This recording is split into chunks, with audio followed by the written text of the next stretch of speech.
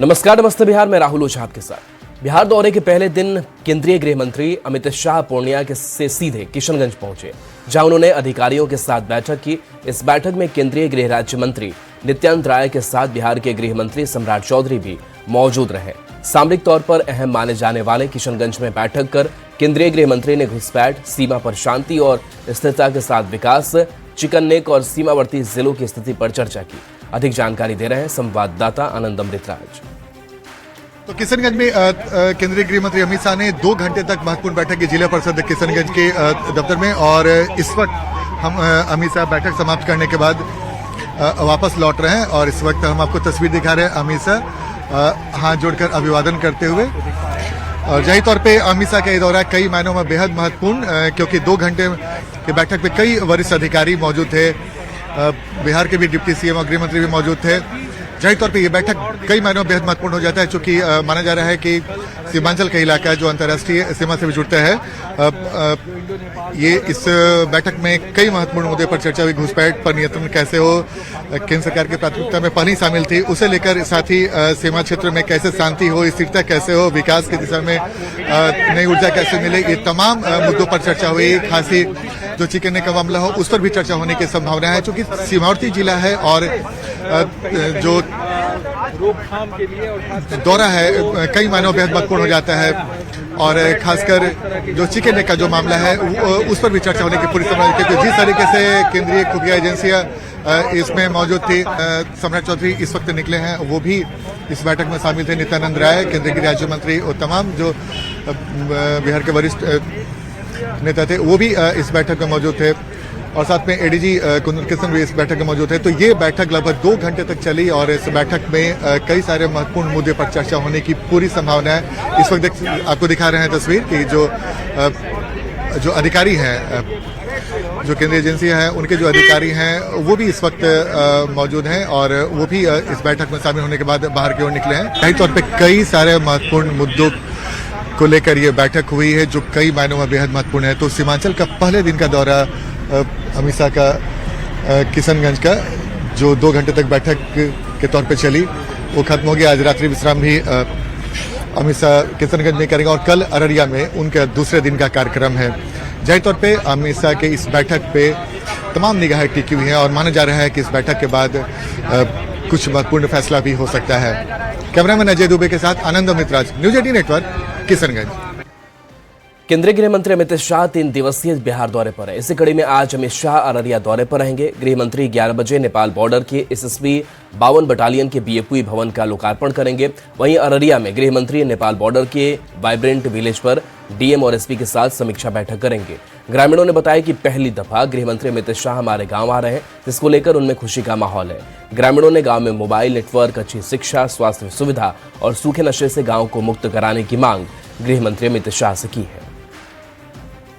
जनता के लिए मतलब हर्ष और उल्लास की बात है, क्योंकि अमित शाह जी यहाँ पे आ रहे हैं, और उनको देखने के लिए बहुत सारे भीड़ और जाम भी लगे हुए हैं, लोग जा रहे हैं। और ये खुशी की बात है कि इस एरिया का एसएसपी हो या बॉर्डर एरिया में जो भी परेशानियां हो, उनको सुनिश्चित करने के लिए हमारे अमित शाह जी आ रहे हैं। लोगों का जो गांव में आ रहे हैं, वो हम फर्स्ट बार आ रहा है, तो उसके लिए बहुत बहुत धन्यवाद है। जो मोदी जी को भी देंगे धन्यवाद कि हमारा गाँव में जो है कि एक स्कूल और एक जो है ना खुलवाइए। बच्चा सब जो है ना इतना शिक्षित नहीं है, पहले से भी गए गुजरे हैं, और हर चीज में कमी है। यहाँ का अस्पताल भी नहीं है ठीक से, स्कूल भी अच्छी तरह से नहीं वहाँ पे मतलब पढ़ा रहा है बच्चा लोग को। अमित शाह गृह मंत्री आ रहे हैं, हम बोल रहे हैं यहाँ पर स्कूल एक तो बढ़िया बना दीजिए। यहाँ पर स्कूल यहाँ शिक्षित नहीं है बाल बच्चा। आरएलएम विधायक माधव आनंद और एलजेपीआरवी के विधायक राजू तिवारी ने सवाल खड़ा करते हुए शराबबंदी की समीक्षा के साथ साथ जहरीली शराब के मामलों में कड़ी कार्रवाई की मांग की है। जबकि बीजेपी और जेडीयू के नेता शराबबंदी को पूरी तरह सफल बता रहे हैं, लेकिन आरजेडी के नेता शराबबंदी को फेल बताने में लगे हैं। 3-4 दिनों से अपने बातों को रखने का काम किया। जहरीली शराब मिलना दुर्भाग्यपूर्ण है। सरकार के संरक्षण में उनके द्वारा, उनके लोगों के द्वारा शराब की डिलीवरी हो रही है बिहार में। हंगामा करता है पहले आता था शराब पी करके पहला काम करता था, पत्नी को पीटता था। बंदी एक बहुत ही सफल कानून है बिहार में।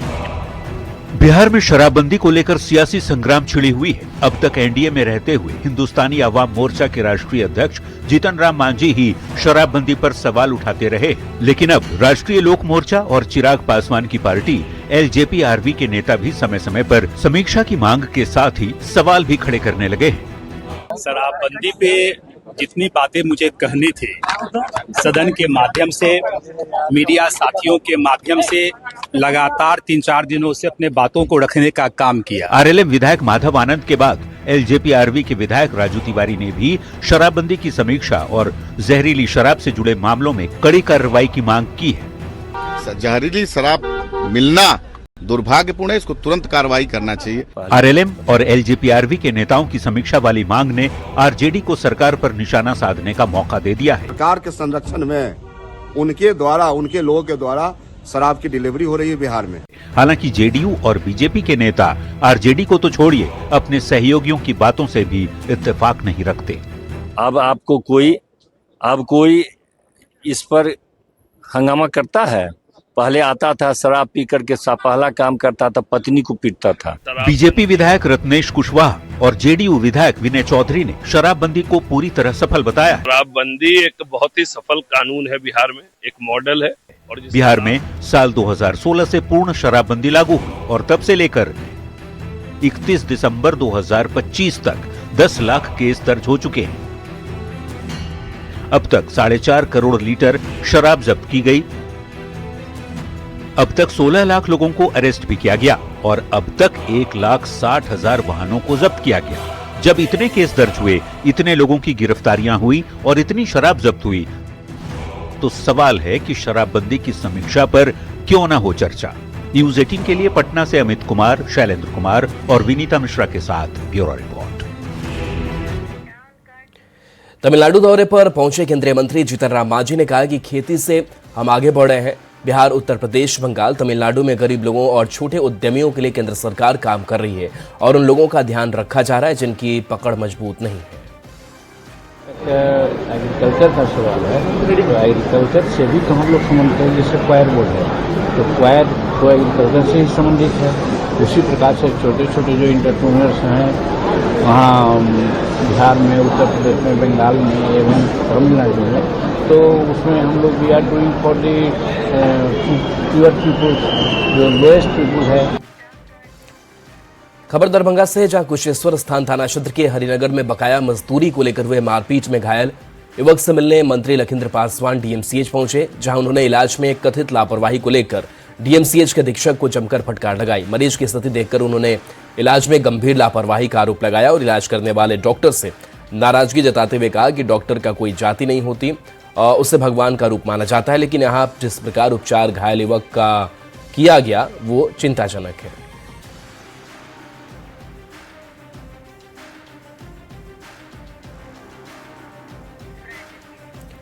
तो तस्वीर आपको दिखा रहे हैं जहां पर दरभंगा में बिना ठीक हुए छुट्टी देने का आरोप डॉक्टरों पर लगा है, जिसके बाद से इलाज में जो लापरवाही हुई उस पर कार्रवाई की चेतावनी मंत्री ने दी है। घायल युवक से मुलाकात की है।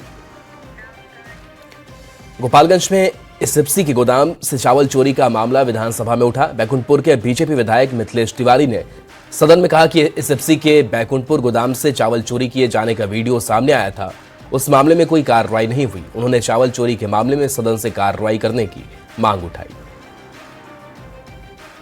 के राशन कार्ड धारियों को 5 किलो की जगह 4 किलो अनाज मिलने का कारण एसएफसी गोदामों में चोरी है। गोपालगंज के बैकुंठपुर एसएफसी गोदाम में दिनांक 22 फरवरी 2026 को अनाज चोरी का मामला सामने आया है, जिसमें गोदाम संचालक सहित संबंधित पदाधिकारियों की संलिप्तता है। सरकार सभी दोषियों पर कड़ी कार्रवाई करे।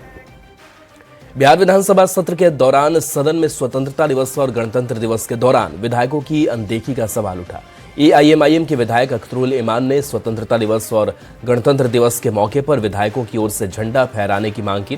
विधायक अख्तरुल ईमान के साथ सभा में मौजूद विधायकों ने भी एक सुर में कहा कि विषय गंभीर है और इस पर विचार किया जाना चाहिए। स्वतंत्रता दिवस एवं गणतंत्र दिवस के अवसर पर विधायकों के लिए झंडोत्तोलन के संबंध में कोई नीति नहीं बना पाई है। पंचायतों में ग्राम पंचायत के मुखिया, प्रखंडों में पंचायत समिति के प्रमुख, अनुमंडल में अनुमंडल पदाधिकारी एवं जिला में जिला पदाधिकारी अथवा प्रभारी मंत्री द्वारा झंडा फहराया जाता है, किंतु विधानसभा स्तर पर विधायकों के लिए कोई नीति न बनने के कारण विधायकों के गरिमा की अनदेखी एवं उपेक्षा महसूस होती है। अतः विधानसभा स्तर पर झंडोत्तोलन के संबंध में विधायकों के लिए सरकार स्पष्ट नीति बनावे। ये पूरे सदन का मसला है सर, बड़ा गंभीर मसला है। माननीय पूरे सदन का मसला है सर, बड़ा गंभीर है। मुख्यमंत्री नीतीश कुमार का अगले महीने भागलपुर दौरा संभावित है, जिसको लेकर जिला प्रशासन की ओर से तैयारी शुरू कर दी गई है। मुख्यमंत्री भागलपुर आगमन के दौरान बौसी पुल पर बनने वाले फ्लाईओवर का निरीक्षण भी करेंगे। बता दें कि पिछले साल अगस्त माह में फ्लाईओवर निर्माण का कार्य शुरू हुआ था, जो दिसंबर 2027 में पूरा होगा। वहीं फ्लाईओवर का मुआयना करने जिलाधिकारी डॉक्टर नवल किशोर चौधरी सहित अधिकारी पहुंचे। माननीय मुख्यमंत्री महोदय के आगमन को लेकर काफी खुशी है। जब कभी भी उनका आगमन होता है तो हमारी टीम पूरी तरीके से तैयार है और सभी विभाग तैयार है। बिहार के मुख्यमंत्री नीतीश कुमार का दौरा अगले महीने संभावित है, जिसको लेकर अभी से जिला प्रशासन की ओर से तैयारी शुरू कर दी गई है। यहाँ पर जो है बौसी पुल का निर्माण कराया जा रहा है। अगस्त महीने में जो है इसका निर्माण कार्य शुरू हुआ है और दिसंबर 2027 में ये काम समाप्त होना है। वहीं इसमें जो है 67 करोड़ की लागत से जो है इस फ्लाईओवर का निर्माण कराया जा रहा है। मुख्यमंत्री अपने दौरे के दौरान जो है इस निर्माण स्थल का निरीक्षण करेंगे और अधिकारियों से जानकारी हासिल करेंगे कि इसमें क्या परेशानी आ रही है और कितनी जल्दी इसका निर्माण अच्छे तरीके से कराया जाए। इसको लेकर कई दिशा निर्देश भी जो है मुख्यमंत्री के द्वारा दिया जाएगा।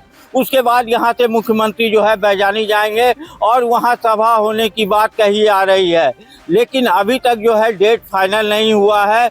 वहीं जिला प्रशासन जो है पूरी तैयारी में लग चुका है कि मुख्यमंत्री जो आएंगे यहाँ पर तो किस तरह से सारी तैयारी को करनी है, कहाँ पार्किंग होगा, कहाँ हेलीपैड होगा, इस सारी चीज़ों की तैयारी जो है अभी से जिला प्रशासन की ओर से शुरू कर दी गई है।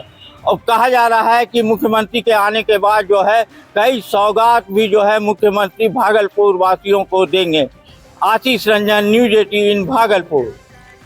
पटना सिटी से बड़ी खबर है, जहां अपराधियों ने 2 युवक को गोली मार दी है। आपसी विवाद में गोली मारी गई। एक युवक की इलाज के दौरान मौत हो गई, दूसरे युवक का अस्पताल में इलाज जारी है। सुल्तानगंज के मुसल्लपुर हाट की घटना सामने आई है, तो आपसी विवाद में गोली मारी गई है।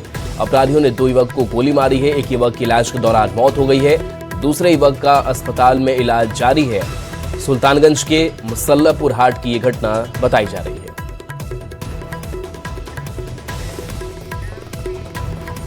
सीतामढ़ी से बड़ी खबर, जहां बीजेपी नेता के भाई को गोली मार दी गई। सुरेंद्र साह को गोली मारी गई है। बीजेपी नेता देवेंद्र साह के भाई सुरेंद्र हैं। बाइक पर सवार 3 अपराधियों ने गोली मारी। घायल का अस्पताल में इलाज जारी है। पुनौरा थाना के पमरा के पास वारदात को अंजाम दिया गया। मामले की जांच में पुलिस जुटी हुई है। तो सीतामढ़ी से ये बड़ी खबर, जहां बीजेपी नेता के भाई को गोली मारी गई है। सुरेंद्र साह को गोली मारी गई है। बीजेपी नेता देवेंद्र साह के भाई सुरेंद्र है। बाइक पर सवार 3 अपराधियों ने इस घटना को अंजाम दिया है। घायल का अस्पताल में इलाज जारी है। पुनौरा थाना के पमरा के पास इस वारदात को अंजाम दिया गया। मामले की छानबीन पुलिस कर रही है। बक्सर से बड़ी खबर, जहां दुल्हन को गोली मारने वाला आरोपी गिरफ्तार किया गया है। जयमाल के दौरान आरोपी ने गोली मारी थी। मंगलवार रात ये घटना हुई थी। मुफस्सिल थाना के चौसा गांव की घटना सामने आई थी, जहां जयमाल के दौरान ये गोलीबारी की घटना को अंजाम दिया गया था। वीडियो सामने आया था और इस गोली मारने के मामले में आरोपी गिरफ्तार किया जा चुका है। जयमाल के दौरान इसने गोली मारी थी।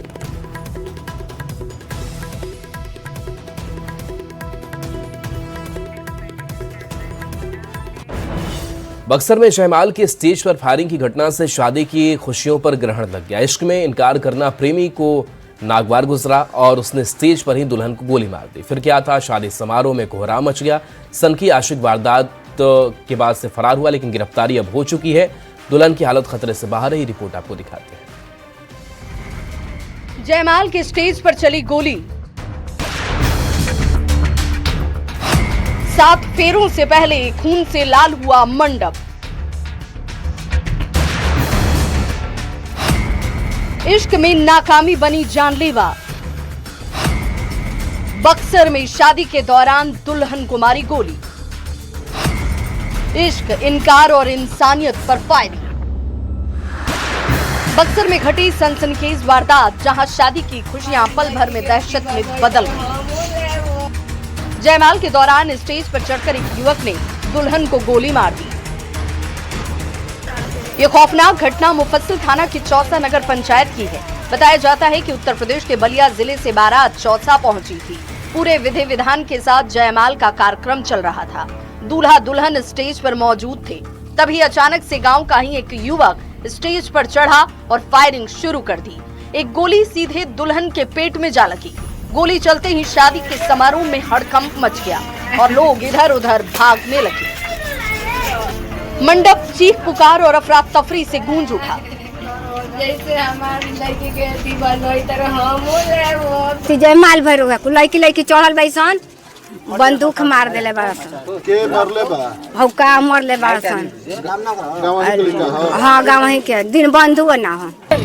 ये किसका नाम धर रही है? कौन मारा है?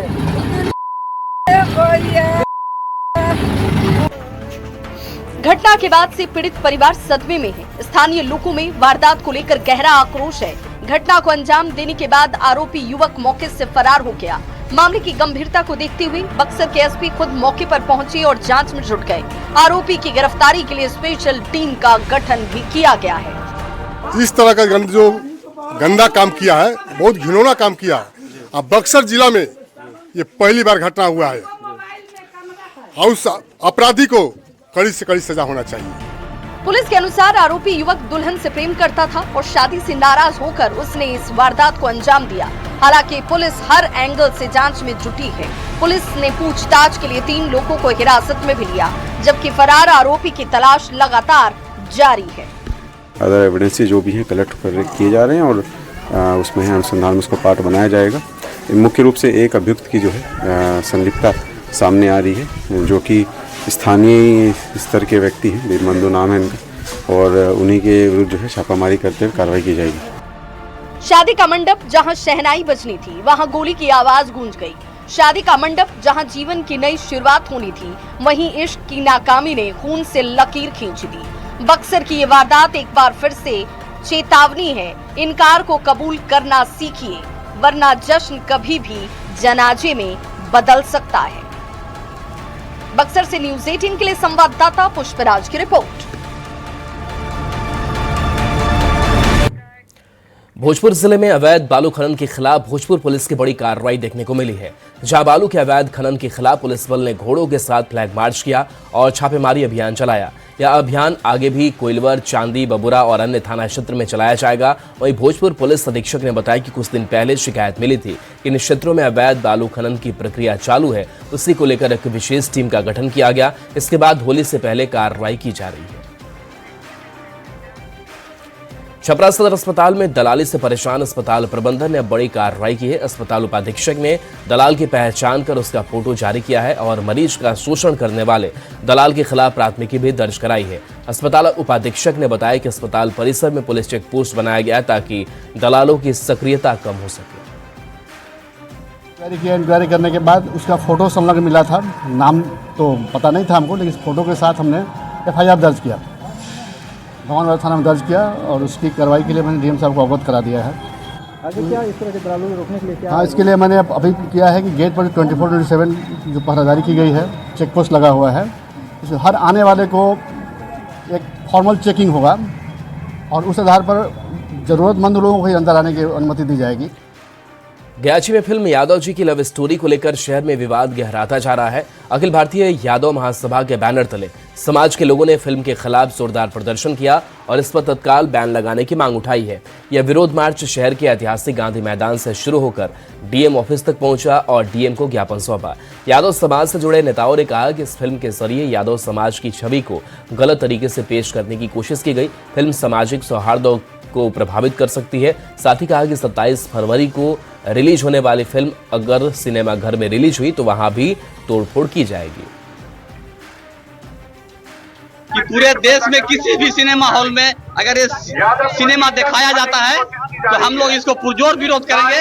ये सरकार से आग्रह करने के लिए हम लोग आक्रोश मार्च निकाले हैं और सिनेमा हॉल को भी चेतावनी दे रहे हैं कि किसी भी कीमत में अपने सिनेमा में आप इस सिनेमा को नहीं दिखाएं, अगर रिलीज भी करता है तो। और हमने खास करके यादव समुदाय के लोग कहना चाहिए कि तू यादव शीर्षक हटा दा, तोरा जेरा मन हो सरा बना ला, कोई दिक्कत नहीं है, लेकिन अगर हर एक किसी भी जात पर तू बोल अति बनेबा तो हमने संघर्ष करबो, हमने आंदोलन करबो और हमने फिर आग लगेबो, पूरा देश में आग लगेबो। ये चला आंदोलन के माध्यम से हमने कहल चाहती। और चलिए एक छोटे से ब्रेक का वक्त है, चलते वापस।